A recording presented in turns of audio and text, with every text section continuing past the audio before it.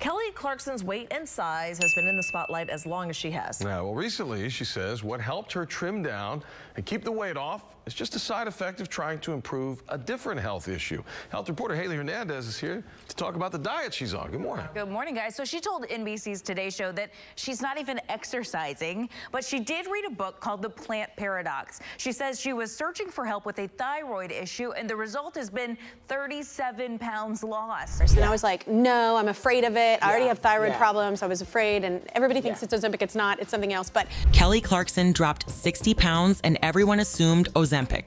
Wrong. She finally revealed what she actually did. A pre-diabetes diagnosis that terrified her. A medication her doctor chased her for 2 years to take. But I mean, for me, it wasn't really the weight. For me, it was, I'm not on my medicine anymore. A move to New York that got her walking everywhere. And years of brutal body shaming that she clapped back at like a boss. But here's the part nobody talks about. Kelly was never insecure about her weight. She was happy at 203 pounds until she watched herself on TV and didn't recognize who she saw. You see it and you're like, well, she's about to die of a heart attack. That's when everything changed. This is the real story of Kelly Clarkson's 60-pound weight loss, the health scare, the medication that wasn't Ozempic, the body shamers, and why she refuses to apologize for finally taking care of herself. when I was a kid, I had a problem like saying how I felt, and my mom told me to start writing, and that's actually how I get my feelings out, and that's how I became a songwriter. Music's always been my outlet to help me get through difficult times. Let's go back to 2023. Kelly was going through hell. A brutal divorce from Brandon Blackstock. Legal battles over custody, money, and property that were tearing her apart. She was unhappy in Los Angeles and had been for years. I needed a fresh start, Kelly told People magazine, so she did something radical.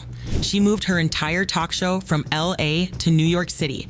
Walking in the city is quite the workout, she said, and it's true. New York will have you walking 5 miles before you even realize it. But it wasn't just the walking. Kelly also got into infrared saunas and cold plunges.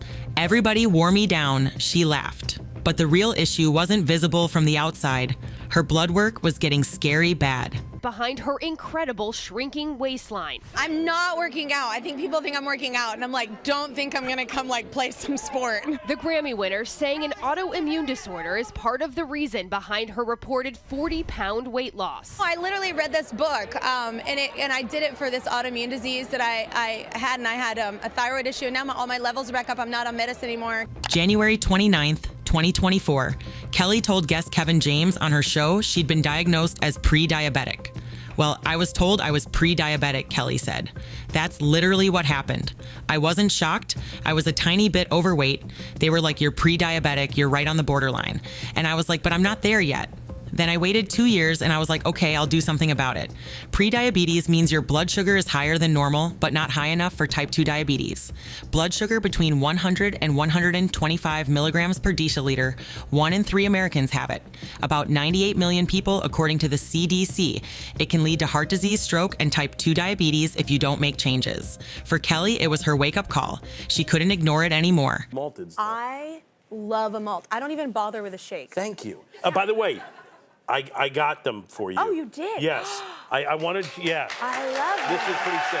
Okay. Look at that. Okay. Thank you, Sal. Oh my God. Kelly started listening to her doctor. I eat a healthy mix, she told People. I dropped weight because I've been listening to my doctor a couple years. I didn't. 90% of the time I'm really good at it because a protein diet is good for me anyway. I'm a Texas girl, so I like meat, sorry vegetarians in the world. She focused on lean proteins, healthy fats, and vegetables. Cut out most processed foods. But diet alone wasn't enough. Her doctor had been chasing her for 2 years to take medication. And Kelly was terrified. Why was she so afraid? Kelly has thyroid problems. She's dealt with autoimmune issues since 2006. People.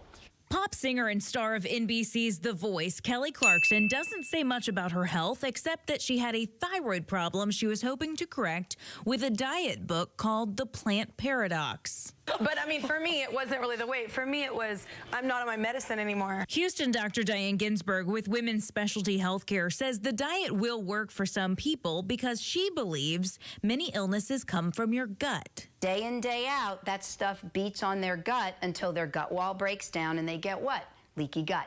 And now their immune system goes, oh my God, I got to kill that before it gets to my brain. The diet says what your body is attacking is called lectins, which are proteins highest in grains, peanuts, potatoes, cucumbers, tomatoes, and beans.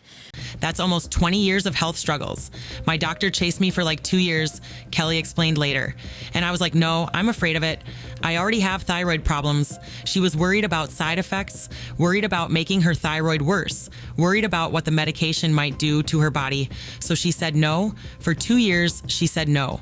May 2024, Whoopi Goldberg appeared on Kelly's show. Whoopi had lost major weight using Mounjaro, and she looked incredible. It's all the weight I've lost, Whoopi said. I've lost almost 2 people. I am doing that wonderful shot that works for folks who need some help, and it's been really good for me. Kelly saw an opening to finally be honest. Mine is a different one than people assume, she said. But I ended up having to do that too because my blood work got so bad. Everybody thinks it's Ozempic. It's not. The internet went insane. If not Ozempic, then what? Kelly didn't name the drug. She just said it's something that aids in helping break down the sugar. Obviously, my body doesn't do it right. Experts think it's probably Mounjaro or metformin or another medication for managing blood sugar. But Kelly made it clear, this wasn't about vanity. This was about survival. Everybody thinks it's Ozempic, it's not, it's something else. Mine is a different one than people assume, but I ended up having to do that too because my blood work got so bad. My doctor chased me for like 2 years and I was like, no, I'm afraid of it. I already have thyroid problems, I was afraid, and everybody thinks it's Ozempic, it's not, it's something else. But it's something that aids in helping break down the sugar. Obviously my body doesn't do it right. But seeing yourself, like I didn't see it. You don't realize I was watching it. We were in my house in New York, like watching it till like I was gonna release it, and then all of a sudden I paused it and I was like, who the is that? So what finally made Kelly agree to take the medication? A moment that changed everything. Kelly was working on a birthday special, something fun, something celebratory. They taped it and she took it home to watch. We were in my house in New York watching it. Kelly told Whoopi, and then all of a sudden I paused and I was like, who the fuck is that? I swear to God, it sounds insane. Kelly was at 203 pounds at her heaviest. But here's the thing, she wasn't miserable. I was never insecure about it, Kelly said. I was happy. People were like, oh, she must not have been happy. No, I was happy. I just did not see that. I'm going to be in trouble because we're shooting a documentary on me getting in shape. I have to really, I'm not kidding. I wish I was joking. Yeah, I often tell people because they're like, oh my God, Kelly Clarkson's in shape. No, there's a very big difference between being in shape and losing weight. You're 100%. I am the latter. Yeah. I am not in shape. Yeah, well, you're very nice. This should help. Thank you, Brooklyn Pharmacy. This is incredible. I've never had a vanilla one. I can't even focus on what you're talking about right now. It's so good. I am lactose intolerant though, so I'm gonna set this aside so we all get through the day. Yeah, just a little bit. Even her manager was in shock. Her manager, who had known her for over 15 years, who saw her every single day. And she was like, I know I'm kind of as shocked as you, Kelly said. I think because your people are with you the whole time, so it's gradual, you don't notice the changes day by day. But when you see yourself frozen on that screen after months of gradual weight gain, it hits different. Kelly saw herself and panicked. You see it and you're like, well, she's about to die of a heart attack, Kelly said. That fear was real. That's when she called her doctor and said yes. Yes to the medication. Yes to taking her health seriously. Yes to change. Now let's talk about the body shaming, because it was brutal and Kelly dealt with it for years. It's incredible. I'm being funny, but it's an incredible thing. Like not many artists are ever gonna see that, if any. So how did you celebrate? March 2015. British TV personality Katie Hopkins went on a vicious Twitter rampage after Kelly appeared on the Graham Norton show. Jesus, what happened to Kelly Clarkson Hopkins tweeted, did she eat all of her backing singers? Happily, I have widescreen. She didn't stop there. She kept going for weeks. Look, Chubsters, Kelly Clarkson had a baby a year ago. You're running out of excuses. Hopkins was dubbed the most hated woman in Britain by E! Online. And Kelly's response? Simple and perfect. I'm awesome. That was that. She didn't engage with the hate. She just stated a fact. Clarkson is now a chunky monkey, if we're putting it kindly. She does look like she's eaten her backing singers, and I think, my advice, she needs to get out there with her stroller and do some pushing and get some of that weight off. July 2017. Kelly tweeted a heartfelt 4th of July message thanking everyone in service for protecting the country and fighting for freedom. Most people responded with their own stories and gratitude, but one troll somehow saw this patriotic message and decided to reply, "You're fat." Just those 2 words, "You're fat." Kelly's response became the stuff of legend. "And still happy. Are you?" she fired back. The tweet went viral instantly. Millions of people shared it because Kelly didn't just defend herself. She turned it around. She made the troll examine their own misery. It was a masterclass in not letting hate win. February 2020, a Twitter user body shamed Valerie Bertinelli, calling her chubby.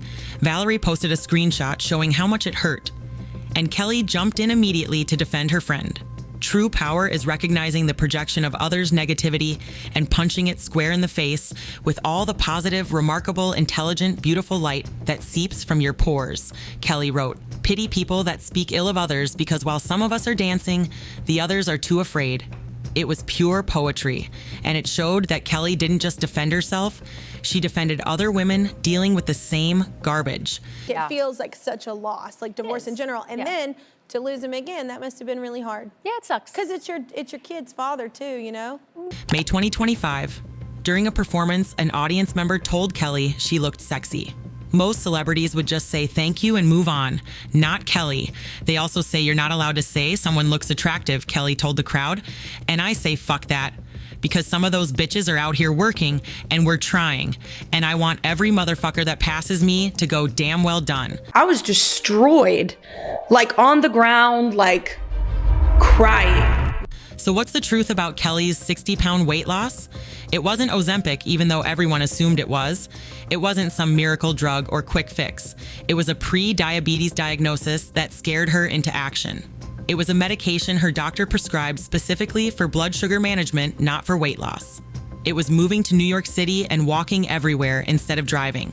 It was eating more protein and cutting out processed foods that were making her sick.